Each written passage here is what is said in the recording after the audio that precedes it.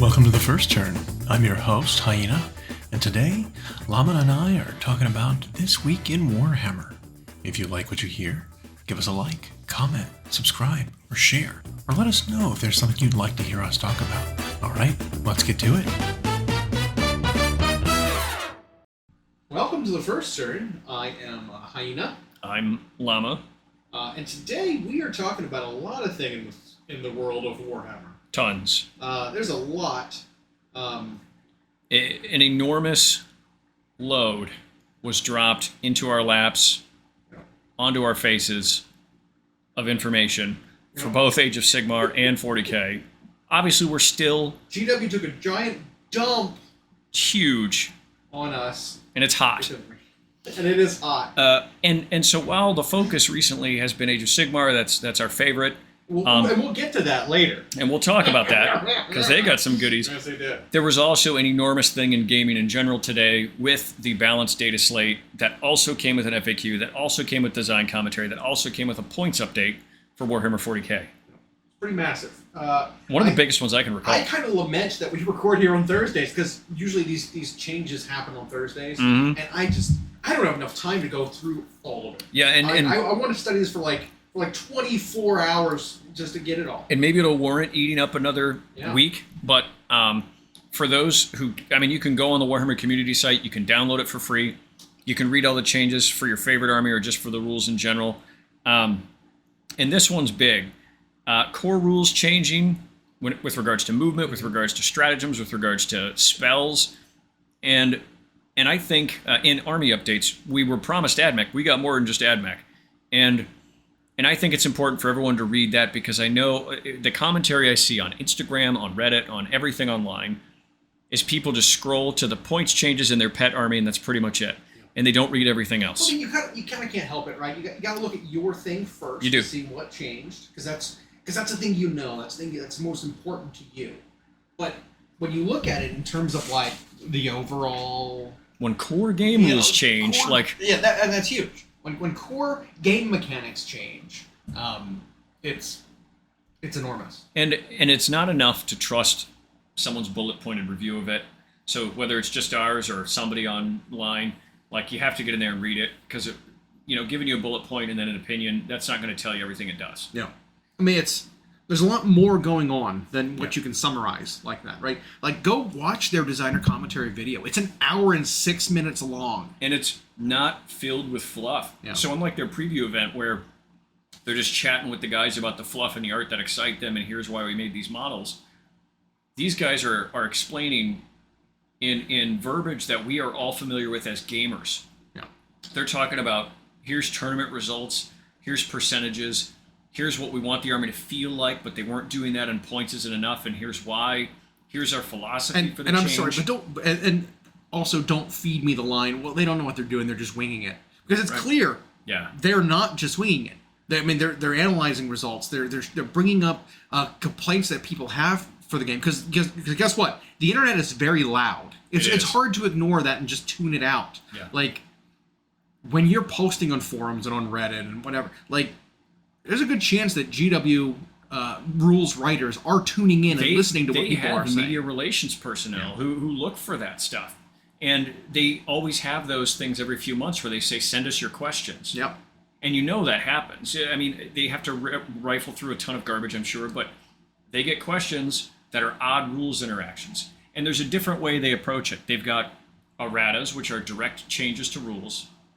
They've got Q&A, or FAQ, where they're answering questions about weird rules interactions that occur on the table. Yep. And they'll often give an example of what we're talking about, and then tell you how it works. And then they also do designer's commentary, which is, here's why we did this based on what we're seeing. And those are three kind of separate things, but they all come together to make this sort of thing. And usually they give them to us in different pieces. Today, all in one. Yep. But I do encourage you, watch their design commentary, meta watch video on the community site. It is an hour long. You can skip to the parts you want. But when you hear the reasons why, it makes more sense, and you can tell they're not just winging it. Yeah. Because I think if they only did points adjustments, they'd be winging it. Or if they just gave up on an army until the next edition, that's winging it. Yeah. But We could speaking of armies that didn't get given up on, AdMech got some pretty massive changes. A lot of people were asking for specific things for them, right? Like better stats on some of the things, higher strength on some of the weapons, things like this, and also some points adjustments. And they got a lot of that. And their doctrine of imperatives changed. Like they've almost got a whole new army now. And in terms of their core rules. And it's interesting is they didn't drop the points on everything for them. In fact, in light of the changes to their doctrines, which I encourage you, again, to read, and the changes to some of their weapons, which got better, they actually increased the points of some of their units. Because they're like, well, some of these things are going to be really elite now. Right. And so we can't just make them cheap as chips and give them a buff, because then all of a sudden they become an instant problem. We want them in that 50% win rate, and so this was the approach they took. So you can tell they thought about that quite a bit. And then it turned out AdMech wasn't the only thing they got touched.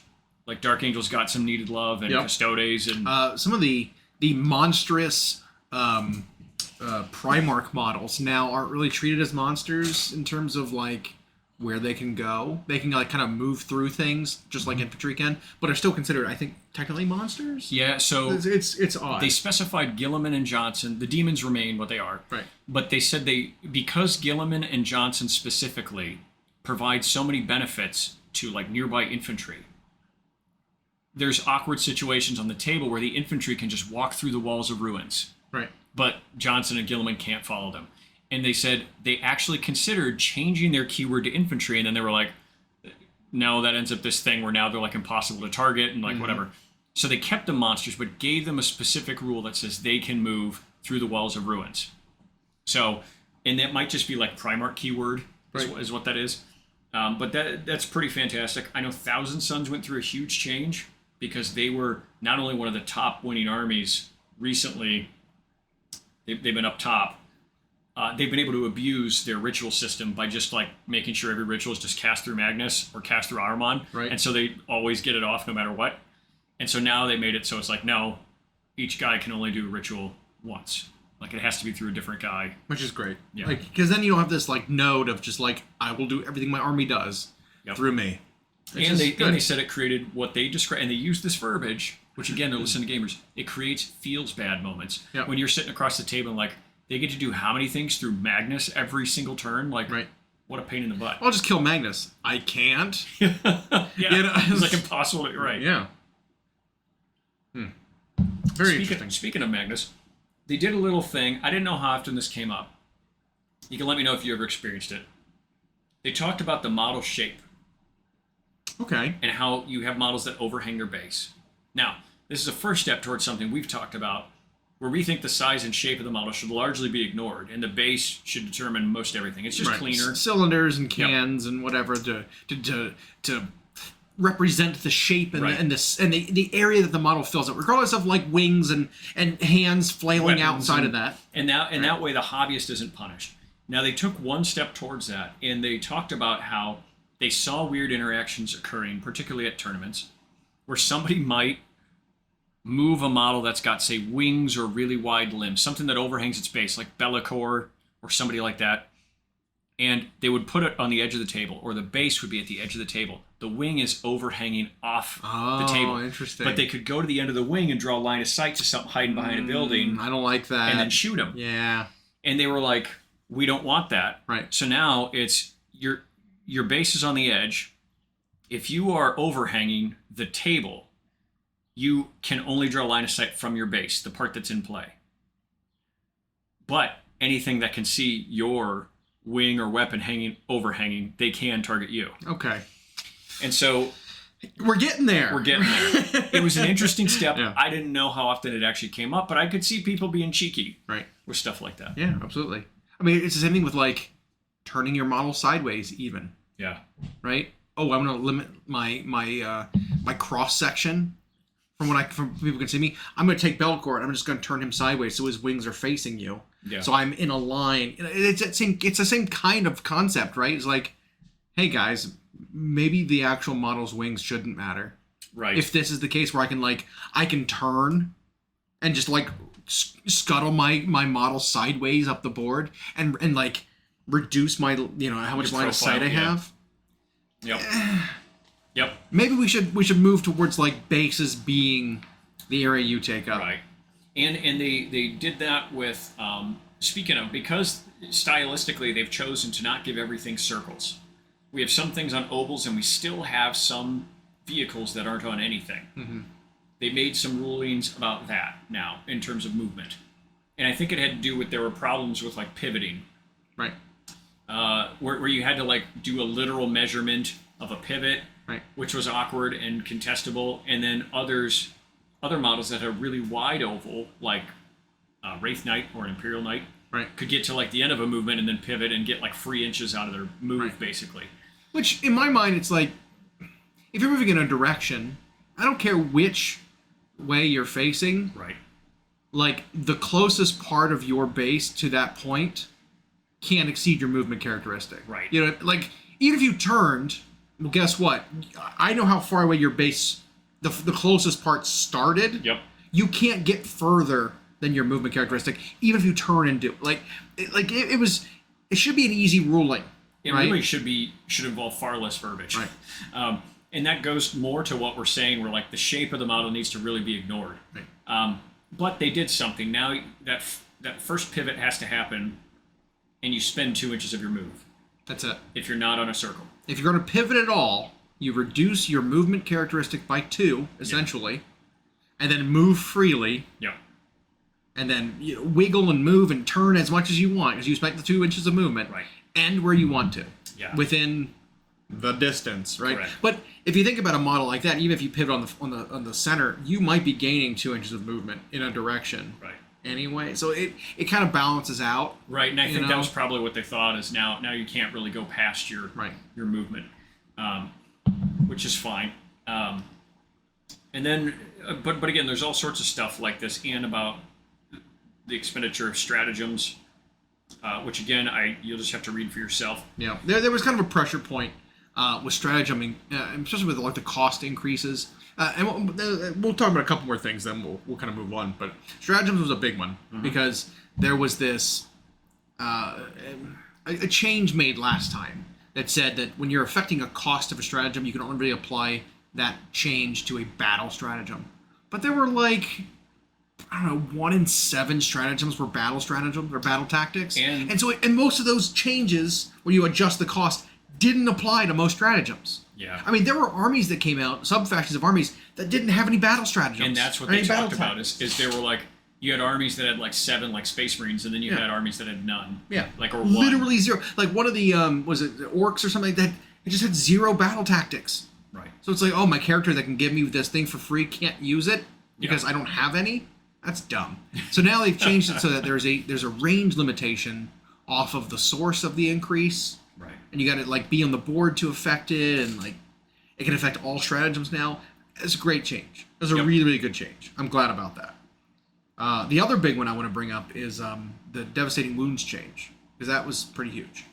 Now, so when Devastating Wounds were a problem, because the damage spilled over from the mortal wounds dealt, you had these situations where mortal wounds were just everything. Devastating Wounds were the best weapons of the game because they were usually lower shot count weapons that had high damage with Devastating Wounds. Right. And so they became the best infantry killers in the game because 1 3 damage weapon getting a dev wound would kill 3 infantry models. Right, it was like 5th Ed Power Fist, where the sergeant you lost the combat, but the sergeant just went 3 dead, I win. Yeah. Yep. And so it was an interesting change they made to dev wounds just so that they could reduce that ability, but it still didn't work because they didn't write the right verbiage on a lot of rules that allowed you to negate mortal wounds.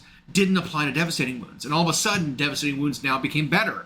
Yeah, accidentally, we made dev better because now you can't negate these points of damage. Yeah, it was how many dev wounds things could you fit in your army? Yeah. So, but then with that change, they changed some things to counter that. And it was like, okay, we're getting too far down the rabbit hole now. So they reverted it back to say it does mortal wounds again, right? So there's no saves allowed in terms of mortal wounds, like armor saves or invuln saves. Feel no pain, sure, you can still do that against all damage. But now damage dealt by dev wounds does not spill over into other models. So if you do a dev wound, it does mortal, but it doesn't carry over. It's not, a 6 damage weapon doing a dev wound and killing a squad. Right. It's you got one guy with that dev wound. It's still not a great infantry killer. Yep, and maybe that also plays into the season coming out. Yeah, hopefully. They're hoping to feature Absolutely. battle line. Yeah, exactly. It's a great point because this next season might be infantry heavy because battle line units are going to be the ones to score most of the secondary objectives in the coming season. Rectifying how dev wounds works and not allowing it to just obliterate entire squads with a single shot. Probably a good thing to do. Yeah. So, super cool. And then, like we said, go check out the rules rules changes for yourself. There's just tons of stuff. There's way too much stuff to go through. So many changes to pretty much every army. Literally. Yeah. Every army got something. Yeah, unless your army just got a codex like 5 seconds ago. Well, I mean, there is one army in there that literally says none. Gene Stealer no changes. Yep. None. Because you just got your new book, and some of these things may have been kept in mind. Right. So some of the changes that they made to your army, which maybe didn't make any sense if you're a Gene Stealer Call player, now maybe hopefully makes a little bit more sense. Yeah. So. Yep. But yeah, great changes. We'd love to see them. It shakes the game up, makes it fresh. Love it. For sure. And on the back of, basically 4 codexes in like 60 days, and then hefty. And then just before a new season of missions. So like it's like a 10.5 is what it's going to feel. It's almost like half edition. Yeah. But that's kind of what we want to see anyway going forward. We don't want to see sweeping new changes to the core rules. I mean, even though there were some here that fix some stuff, but we want to see seasons that fix things. Yeah, you don't need to see a full reset. Exactly. We don't need to see the stat line change and get updated, things like that. But moving on to what I'm passionate about, 40k is great, but AOS is the exciting business here this summer. We got 5 new factions and some new models. Yeah, that was super cool. We got a couple of new characters for a character and 2 characters for Stormcast and a new beastie for Skaven, which I don't think we had seen previously. I don't know if we talked about that last week. I can't remember when it came out. We had the Brood Terror. That's it. Brood Terror and the Knight Azeros. I think we did. We talked about how they continued that. That's right. The wing theme and So super cool. Again, more stuff's coming. But we had a handful of new faction previews. Yep. Which besides the couple maybe weaker ones there in the middle, they're finishing strong. Yeah. There's some really good stuff we've seen. There's like Seraphon, Ironjaws, Slaves, and Sylvaneth so far. Yeah. I think Soulblight squeaked in last week. Last Friday, I think Soulblight Gravelords was. Which also looks... And those 5 that we just listed all look real good. Yeah. So Soulblight, I think, won out big. Mostly because Death just got better. Right? Death in general really general, just with their wards are now not dependent on you being in auras and stuff. Ward saves just all around for everybody. They have probably the most unit recursion of any army, which they should. You raise dead, whatever. That's cool.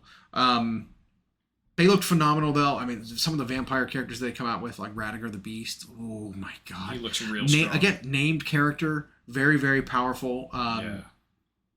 You love to see that they finally get their time in the sun, right? We had, let's see. The Seraphon one was what kicked off the week, which they looked so good. Yep.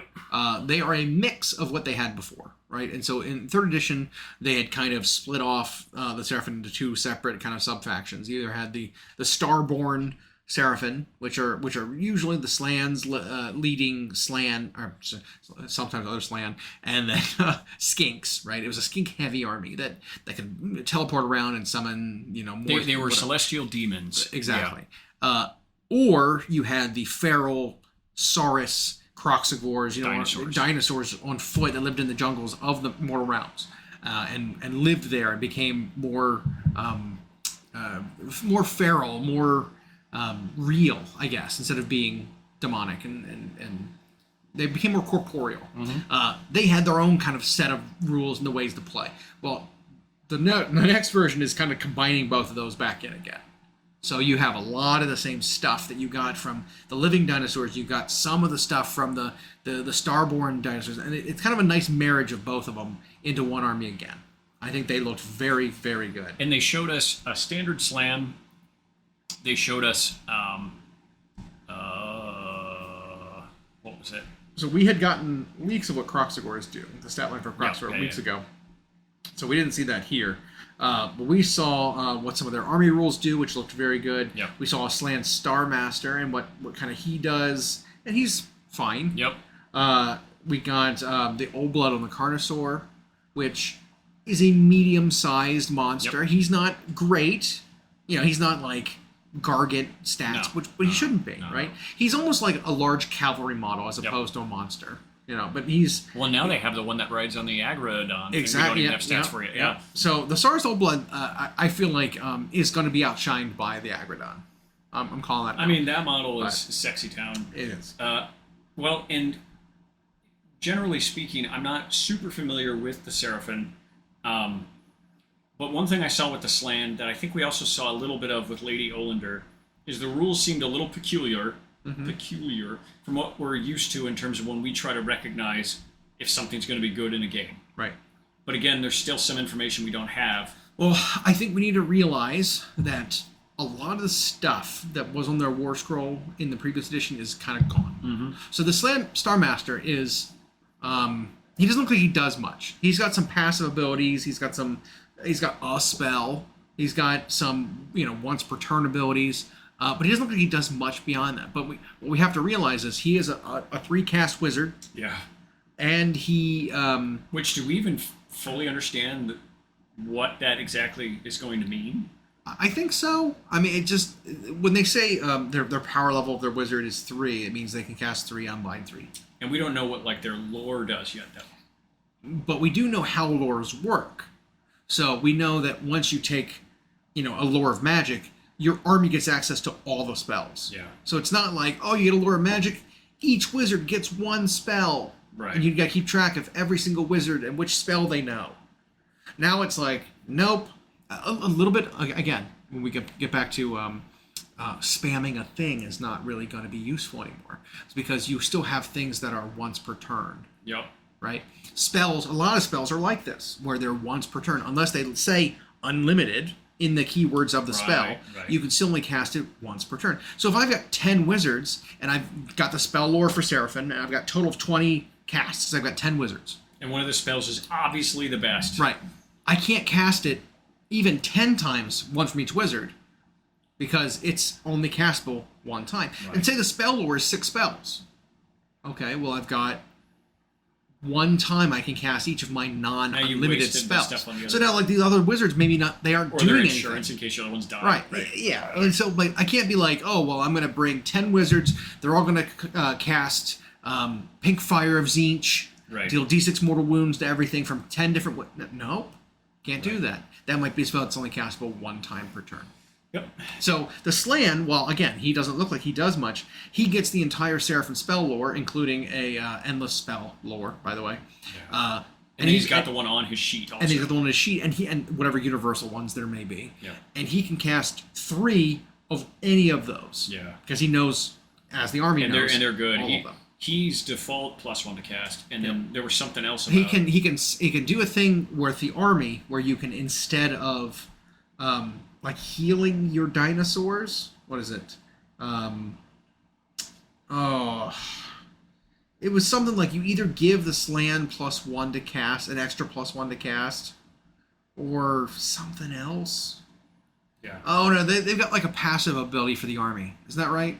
Where you choose one and one of them is +1 to cast for all wizards. Are they going to let that stack, or we don't know in the core I rules think they yet? will probably let that stack. Yeah. Okay. Yeah. I want to cast rolls for friendly Seraphim units. Tepak the Seer, that constellation that you'd follow. And if you succeed their secondary part of it, you get to unlock a second army rule, basically. And the one for that one's super easy. Don't let your Slan die. That's it. Slan stays alive. You get it by turn 3. You get a second. And this reminded me a little bit of the dirty tricks we saw in Cruel Boys, where it was this almost progressive mission sequence in the game that your own army wants to do because it gives you cooler abilities that stick. It's super interesting. For them, it's a little less good because you have to do your dirty trick every turn. So at some point, it's going to fail. Yep. You know, whereas this is just a passive ability you get, and then, you know. And, which, I don't know if we talked about that last week, they were huge winners, the Cruel Boys were. Yeah. But this week we saw the other greenskins, orcs, I should say, instead of Gloomspike heads, was the Iron Jaws. And you want to talk about an army that just featured straightforward stats. Mm-hmm. That's what they were all about. They didn't have ward saves. They didn't have a lot of mortal damage that we saw yet. Mm-hmm. But good gravy, those guys attack and they attack and they attack. Yep. Now, we did what wasn't in their scroll. Well, maybe it was. Did they show one of the big pigs? Yeah, they did. Mm-hmm. He has a monstrous rampage, allows him to get out of combat and do more wounds on the way. Gordrak. Woo. Gordrak got a lot better. Good. Yeah. Named characters. Yeah. Better. That's what we're taking away He's from the guy this. who rides the big cabbage dragon for those ones. And the named one, who was always worse, but costed more than the generic one. Yep. It was absurd. It didn't make any sense.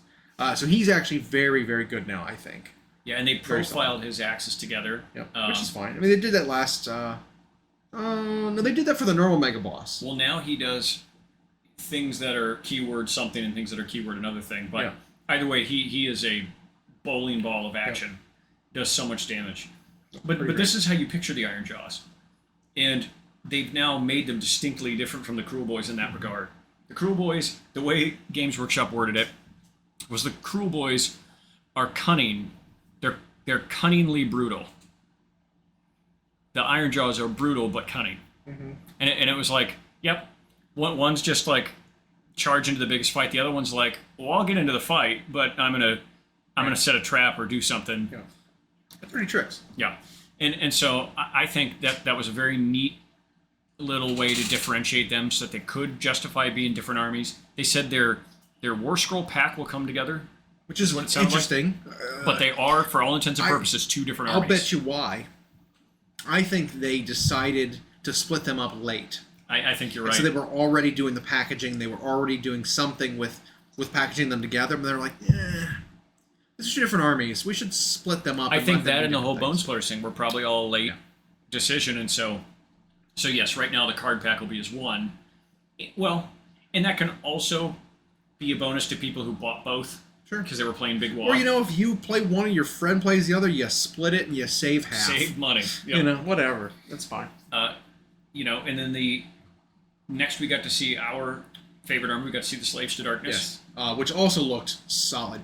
And again, what we're seeing with a lot of these faction previews is they're taking the spirit of the army. Some of the stuff we've already seen, right? Mm-hmm. In previous battle tomes or whatever. Where they're taking some of the spirit of it and just adapting it for 4th. Yeah. Sometimes making it cleaner. Sometimes getting rid of some stuff that was unnecessary. With Slaves of Darkness, they definitely made it cleaner. Because I don't know if you've seen the battle tome, listener, for Slaves of Darkness. It was a disaster. Yeah. Like, the rules were good, but man, it was a mess. When you look at your army's rules, it was 2 full pages to figure out what your army does. Yeah. Because there was 6 different command points you had based on command rules you had based on which mark your hero and the unit being targeted had. There were banners that could only be on marked units of specific types. There was an Eye of the Gods table that had 12 different results on it, or 11, I guess, different results on it. It was so much stuff to have to keep track of. And it was so much stuff that didn't ultimately do a ton. Correct.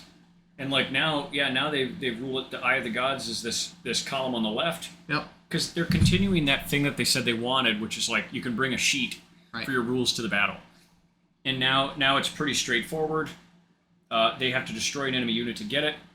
Now it's any unit. Yeah. It's not kill a hero in single combat with another hero to be found worth. Nope. Now it's just friendly beasts and non-hero monsters can't get it. Right. Because they've continued a theme with companions and bestial things don't benefit from an army's command. Which I think is great. I think it'd be really funny is if we see Cruel Boys when their army rules come out, if the Hobgrots, who have notoriously not benefited from the army's rules because they're kind of like slaves or whatever, if they are just companions and they have companion on the keywords of their weapons, that would be really, really funny. Yep. And so it's once that happens, you get to then do at the end of the turn, once per turn, end of any turn, so you can do it Yep. Both players' turns. And it's every unit that killed a unit An enemy gets unit. to check. You then get to roll a d6, and then you can re-roll it once. If you do, you take d3 mortal damage. But a 1 is no effect. The rest of it's all good. You heal. You get plus to hit for the rest of it. You get a ward. You add 1 to rend. And then a 6 is you pick any other. Right. You choose which one you want. Yeah. Sometimes you roll 6 and you're like, I run you that heal. Right. So you heal yourself. Yeah, and it says the same effect can be applied multiple times to a unit, and more than one effect can be applied to the same unit at the same time. And then their passive marks are what we've always seen with Chaos. They've got marks that do stuff. And they're pretty much what you'd think. But before it was like, you get this passive ability, and then you get access to this command ability. Yeah. And it's like, oh, brother. Gone. Good. Yep. Now it's like, oh, your Mark of Khorne, you just get +1 attack on the charge. Cool. Yep. Easy. Simple. Which you want to do with them anyway. Precisely. You're taking your Knights and your Varangard or whatever, and you are running them at the opponent. Yep. Now you get You want a backline unit that's going to hold an objective? Okay, be Mark of Nurgle. Now you are -1 to wound in melee. Yep. Cool. You want that speed, Slanesh? Yep. 1 to run and charge. Yep. Tzeentch, you get a ward against mortals. From spells and incantations. Yep. Again, what you would think they would get is a 50% negation from damage you take from enemy spell casting. Great. And we're spending a little time on it because we love the army, but like then they showed us what one of the formations and ability one of them has. The God's Wrath Warband, where you can inflict mortal damage. So you pick an objective contested by any friendly units, then you place a defiled token next to it, and then you roll a d3 for each enemy unit. They take mortals on a 2+. Yeah. So it's like, this is ours. So they're corrupting the battlefield, and you trying to contest it and stuff. There isn't, not that I saw, a mechanic from removing the defiled token. I don't think so. Right? So if they take an objective one time from you, they defile it for the rest of the battle, and you have to take damage to take it back. Yeah. That's pretty good, especially when you combine that with their new faction terrain. The new faction terrain does something very similar, where you choose an objective and they just take mortal wounds. I wonder if that'll be a similar mechanic in the new book, or if it'll change into something different, because the army just kind of gets that ability now. Yeah, we'll see. Yeah. They showed one of the spells where you get an extra dice on the charge roll. Yep. Demonic speed, pretty great. Now, the named guy they showed us was Bellicor. Yep. Ah, it's such a tease. So not Archaon, not Abraxia, because not Eternus. Because Bellicor's the least exciting one to see. Yeah. Of those four, it's like, I want to see him the least, because he's always done the same thing. Yeah. Ethereal, so he's got unrendable save. He's got decent fighting attacks. He's got the tricky thing where, he chooses a unit, and on a 3+, whenever they try to do something, they fail for a turn. Yep. He's got all those abilities. They did simplify that. They did, absolutely. And then his spell's pretty simple. It's only a 6 to cast. Until the start of your next turn, subtract 1 from hit rolls from that target's combat attacks, and they can't score criticals. Yeah. And now that's a very interesting spell. Yeah. That is very interesting, because we haven't seen anything like this on other things, where it's just, you turn off a unit's critical effects. Right. That's really cool. It is. I really like it. And then he buffs 2 units and himself in the enemy combat phase with the ability to strike first. Yeah. That's his Monstrous Rampage. Pretty good. Yeah. And again, talk about timing, to use that, right? And again, so the way that most abilities work now is there's a phase in which stuff happens, and at the end of the phase, you resolve abilities. Mm-hmm. Right? So this would be at the end of the enemy's charge phase. You activate a Monstrous Rampage, because that's when those occur now. And at the end of the charge phase, you activate this ability. So you would know after everyone's done charging everything, it's like, all right, me and these homies right here, we all want to fight first. Yeah, we have to get these combats under. Right.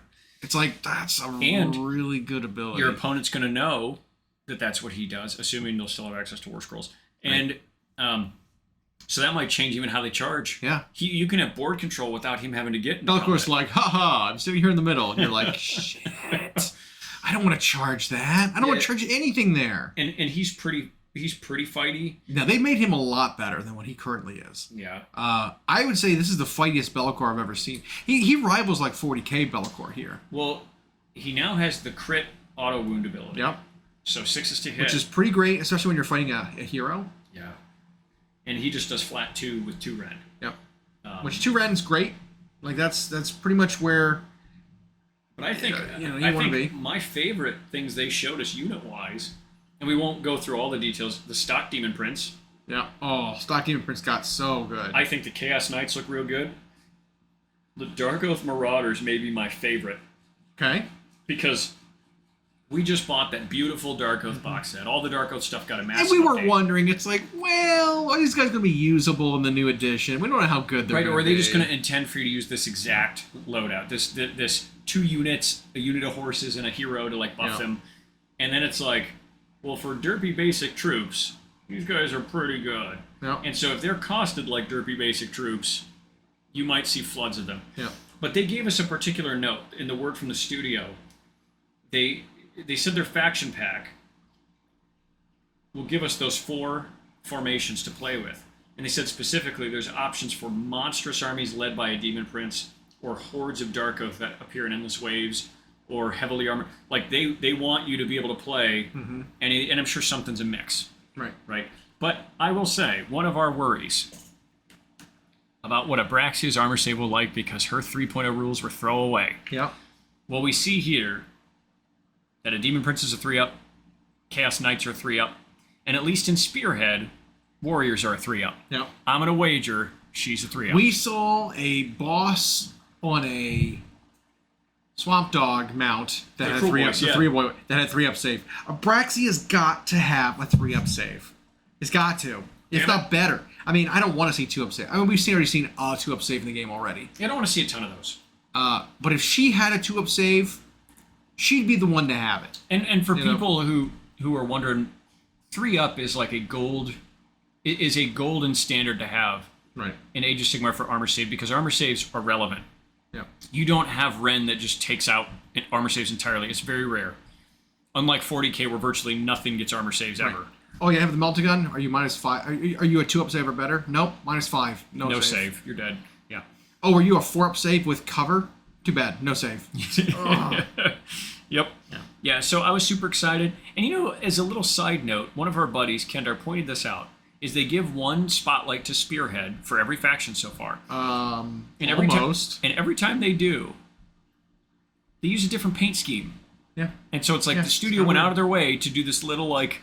You know who didn't get one? Iron Jaws. No Spearhead for them. They did say it's because they spent the Spearhead on the Cruel Boys box.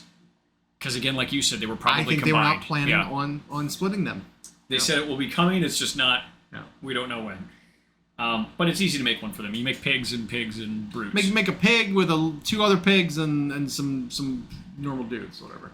I did, by the way, aside for them, I did like the War Chanter and how he's a priest now. Cleans things up very nicely. Yeah.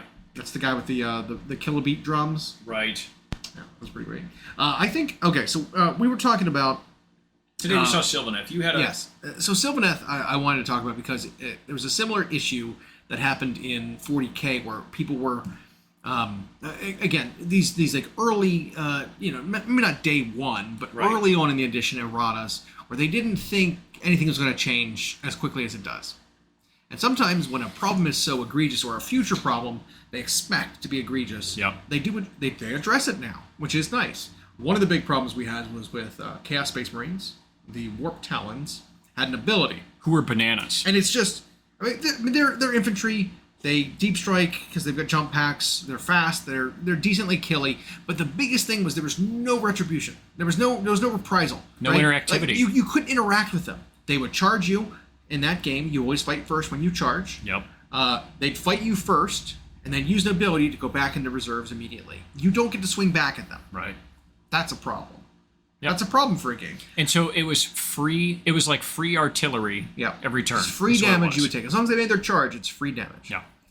Now, one of the armies in AOS had a very similar ability, which is the Sylvaneth, where they teleport around the battlefield using their wildwoods.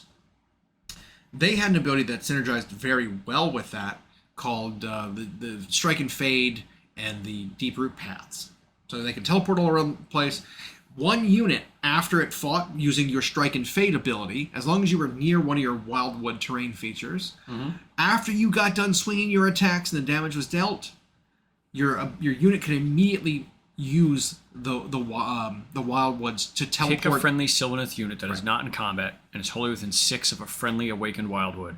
Yep. Remove that unit from the battlefield and set it up again, more than 9 from all enemy units, and within 6 of a different Wildwood. Right. So you would teleport across the battlefield, away from your opponent after you got done fighting. But the timing of it was the problem. Oh, the Strike and Fade is what you're talking about. Yeah, so Strike and Fade in the current edition, the way it would work is you would take like a Tree Lord or Spirit of Durthru, which is their big character with the big ass sword, and he would charge in, do a bunch of damage, be next to a Wildwood, and then he would teleport teleport out immediately. Because that's what Strike and Fade will allow you to do, is after you got done swinging your weapons and you dealt your damage, you would immediately teleport away. So as long as you had one unit charging in and was near a Wildwood, you literally, it was you were charging and just dealing damage. It was a ranged attack, basically. You charge, deal damage, teleport away. You were safe. You never got, there's no crackback. Same issue with these Warp Talons. Yeah. But now in 4th edition, like they took away that ability in 40k. They corrected it, yeah. They didn't make the Warp Talons really change much in points, where they're still damage dealers. But now that unit needs to wipe out, right. As a bonus for wiping out an enemy unit, you can now go back into reserves. Right. So they can still do it if they pick their targets right. Correct. Yeah. Whereas here, with these guys, Strike and Fate now says you must choose a unit that's in combat to fade away. Yeah. So if you charge in and you kill your target, you're stuck there. You don't get to fade. That's a big change, because think something like the Spirit of Durthru, who would go in and just pick off a unit or a hero, murder something, right, and then teleport away. Now it's like, well, if you overkill or you kill that unit you were in combat with, you're not in combat. You're not in combat anymore. You're not an eligible target for this ability to teleport away. Yeah. So it's like, now you have to be careful. Now sometimes it's more usable, it's more useful, call it, for units that you don't want to be in combat, right? Say you get charged, right, and you take some damage, you're like, shit, I need to get out of here. You teleport away at the end of your turn. You retreat out of combat without taking damage, basically. Yeah. It's just a different way to play it. It's more interactable. It's less, I guess we say, it's less feels bad. Yeah. You know? And I also noticed they have considerable healing. One of their formations revolves around their monsters healing. Yep. And then we saw Alariel. One of their spells does a heal. Yep. And then Alariel, again, named character. She's got a book of rules and she's great. Yep. And again, while most people will default to say, well, the points are going to determine. It's like, no, just ignore that for the time being. Yep. Look at what she does. Yep. Great. Most of these named characters have been really impressive. By the way, one of her abilities says, you may use this ability while you're dead. And if you do, on a 4-up, you come back to life. Alariel cannot be permanently removed from the game. She comes back to life on a 4+ every hero phase, with 8 wounds allocated to her, or 8 health points allocated to her. So she's at half health. But again, they heal. But she comes back to life all the time. And if she's alive and another thing dies, she brings something else back to life on a 4+. Right. And she's one of the first things we've seen where the mortal damage output is a little different. Yep. So instead of just roll a d3 on a 2+, do that much, the beetle just does on a 3+, it does that with much. With a normal dice. So it does 3 to 6 mortal wounds to something when it charges. But that's in line with the only thing he really did anyway. Because if you notice, her attack profile is now really just like her, and then the monster's okay. The beetle's pretty good. Look at the horn damage. He does flat 4. Yeah, that's pretty real. It is. That's pretty He's real. A companion, yeah. Which we've seen more and more is a relevant keyword, because a lot of times companions don't benefit from things. So like if a spell gets cast on her that makes her have extra attacks or something, critical mortals, right, or something like that, it may only apply to the rider, not the companion. And so now you're not having this thing where you've got I don't know what was the most efficient thing. It was probably the Chaos Manticore. No, the Chimera. The Chimera, for giving things like a buff, +1 to hit, +1 attack. The Chimera had one of the best profiles for it, because he had 5 different weapon profiles on his thing. So if you gave that Chimera +1 attack on all its melee weapons, it was a total of 5 attacks for it, which all did high damage, high rend, whatever. Obviously, you're always better off getting a buff like that to more models that have more attacks, and they can benefit from it more. But now we see something like cavalry have less of a benefit from a buff like that, because the rider will be inspired to be better, right. but the horse is just running. The Yeah. horse doesn't need to be inspired to do better. It only knows how to do what you're kicking it to do. Which I think is a better mechanic for the game. I think it's a better way to balance the game. I think it's more logical, right? It's the same with beasts and things that are companions by default, right? You can't issue a command to that unit of dire wolves who are just feral monsters, right? You can't say, hey, fight better, and they get +1 to hit. It's like, they don't get inspired. No, right. It's like, that's not all-out attack. You know, they rally and they do better. It's like, no. So I do like that they're giving some things like disqualifying keyword. With just a keyword. Which is great. And, you know, another thing with Alariels, they showed us 2 named with them. They showed us that and Spirit of Durthu. Well, he's not named. He's generic now. He's a ghost of Durthu. He is not Durthu. He is just the essence, the spirit of Durthu. So she has a spell that also broke the mortal wound or mortal damage output. It's just 2d3 is the damage. And then she gets to if it wipes out a unit when she does it, she gets to immediately cast Tree Song for free, which heals Wildwoods. Or summons a new one. Yeah. Which is pretty big. That's really cool. And that's big because, as we know now, terrain features, including Wildwoods, can just be attacked. Yep. It's really, really cool. Yeah. And Durthu hits like a truck against specifically monsters. I mean, he hits like a truck, period. Flat 5. Yep. He's only got 4 swings, but yeah. Yeah, he's super good dueling monsters, though. Anyway, so the faction focus has continued to impress us. And I think short of like a couple in the middle that did feel a little bit just ported, which again we think it's possible. Yep. That's an indicator of battle tomes to come. But so far these armies all look really strong. I think we'll get off to a fun start. Something egregious will emerge, I'm sure. Yep. Something.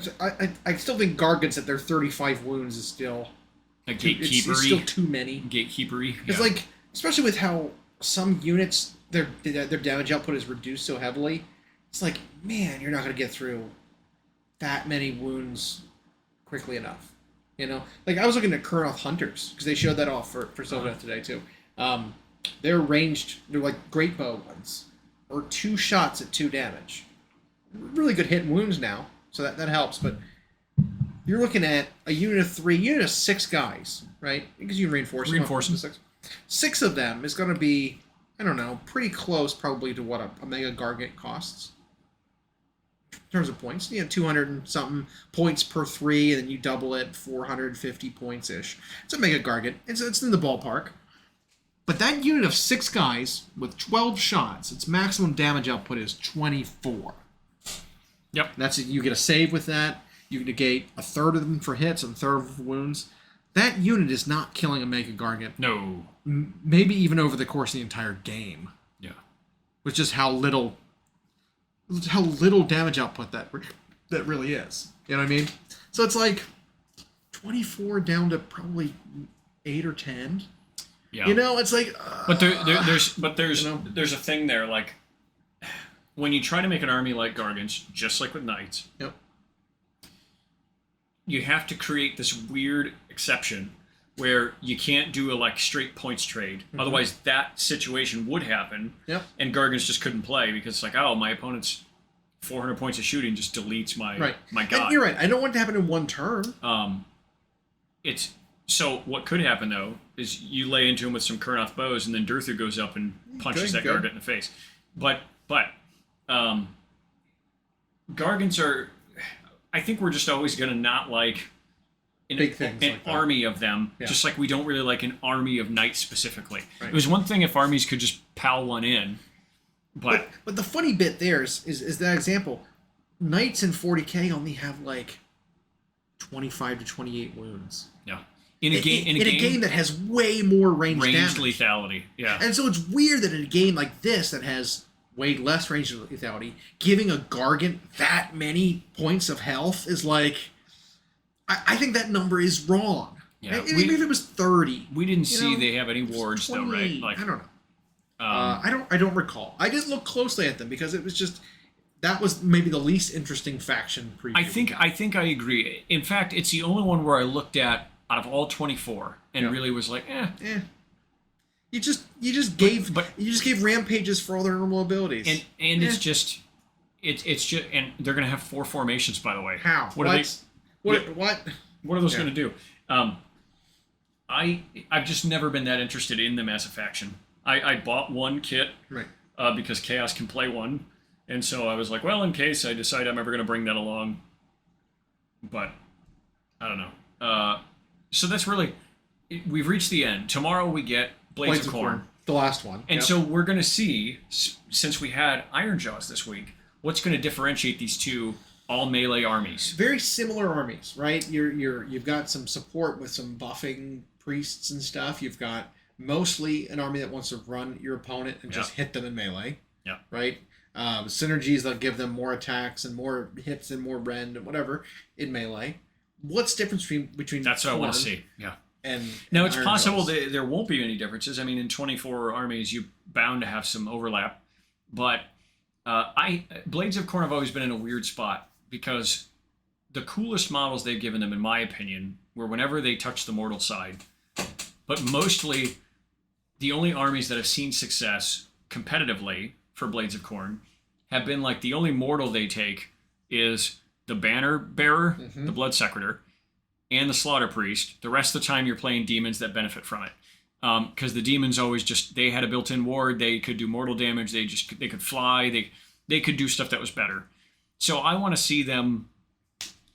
Well, I'm hoping, this is the optimist in me, that they're last for a reason. I'm hoping we see something, because there was some stuff that touched on Blades of Corn in the lore recently, and a lot of the stories. I'm hoping in the Dawnbringer stuff. Exactly. I'm hoping that they're doing this last intentionally so they can show off something that they're going to be getting. Yeah. Right. Okay. Might be like, after the launch box and Stormcast and Skaven, Blades of Corn would be the first one to get updated. First. Okay. Here's a new model. Here's a new character. Here's a new unit. Here's Korgus Cole ascended to Demon Prince. Because while this story features Skaven and what their impact is in the Mortal Realms right now, we must remember that AOS began with Blades of Corn. Yeah. And so it was Stormcast versus Blades of Corn in that starter box. Almost all the things in that box have gotten updated for the Stormcast. Right. Almost all of it. Besides, whereas for Corn, Where's they've Corn just got characters. Nothing. Yeah. But they haven't updated anything. It's all the same. They still use the same models. Blood Reavers, Blood Warriors. They got a new. They have a new priest. A different type of priest. Yeah. That came out, but that outside of like Underworlds, that's like all they've gotten. And so they need. It's time to give them a. Yeah. I'd love to see like a new Blood Warrior kit because they are pretty dated.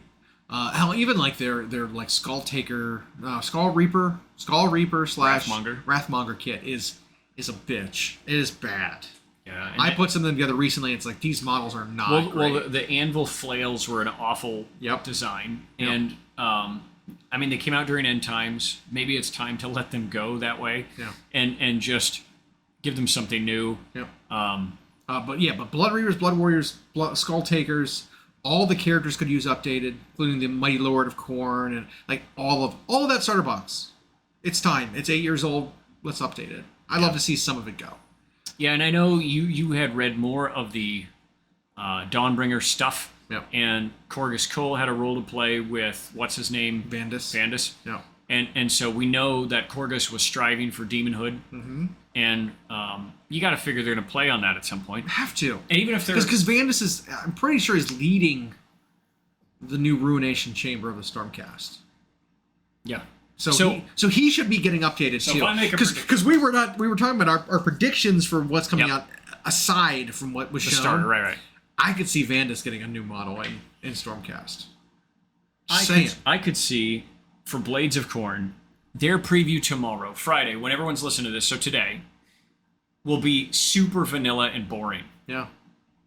Because they might get an early battle tome, and that's where they're getting their update. That'd be marvelous. Yep. We read it tomorrow, and it's like, Yeah. Oh, and there's no pictures of models, nothing, just boring war scrolls. And their ability would be like, you get your blood tithe points. Unchanged. Yeah. Cast every time you kill a unit, entirely, or your unit is wiped out, you get one. For 8 blood tithe points, you can bring a unit back that died at half strength. Woo. And we're like, 8 for that? That is a 1 in... That's like a 1... Well, I guess if you kill equal number and you die, that's a 1 in 8 return. Whereas most armies have it just like, yeah, have a unit back for free. Yeah. They're going to have to like pay massive points and go through hoops to bring back some guys. Half of a unit. It's going to be hilariously bad like that, I bet. Yeah. That'd be funny. And that would be an indicator that they've got something soon. Yeah. And maybe they are due. Maybe it's their time to get a big update. What I do know is that at our local store today, we got in a bunch more of the spearheads. That's cool. Okay. And so the hilarity in box size surprised me was the flesh eater courts come in a spearhead. Their spearhead comes in a box about as thick as a book. The Ogre Maw Tribes one comes in like a shoebox. Just a huge, fat, and I was like trying to look at the models, like, why is there sprues? But I mean, I guess the ogres are all on older. Yeah, so there's an older. It's 2 things. I mean, they're big models, right? They are. It's got an iron blaster in it, I think, right? Yeah, the chariot. Well, the chariot iron blaster thing comes on like 3 sprues itself, because it also has the sprues for the scrap launcher. And so it takes up a lot of space, and then just the ogres, the normal gluttons, their pieces are so spaced out that they are over like 6 half frames. Like they're so, like, for 6 guys, each one has their own like double, like the size of a character sprue kind of frame. And so like, and that's not all. There's also a character in there and then another unit in there. It's a lot of frames is why it's so big. There's so much stuff in there for not that many points. Yeah, and they're another one that we've talked about before. Probably needs a model refresh here soon. Those 2 fight each other. Yep. Why not? Khorne goes and fights with the ogres. Do you think ogres would eat Khorne? I think so. I think they eat everything. I think Khorne is on the menu. Khorne is on the menu? Yeah. I agree. Speaking of which, I could eat some Khorne? Yeah. Right. Corn bread! Thanks for listening. We hope you enjoyed. Check out our new episodes every Friday on Google Podcasts, Spotify, and Audible, or on Podbean. You can also follow myself and Llama on Instagram for more. We are at Hyena Paints Minis and at Llama Paints Minis. Music provided by Kevin MacLeod at incompetech.com. And as always, we'll catch you next time.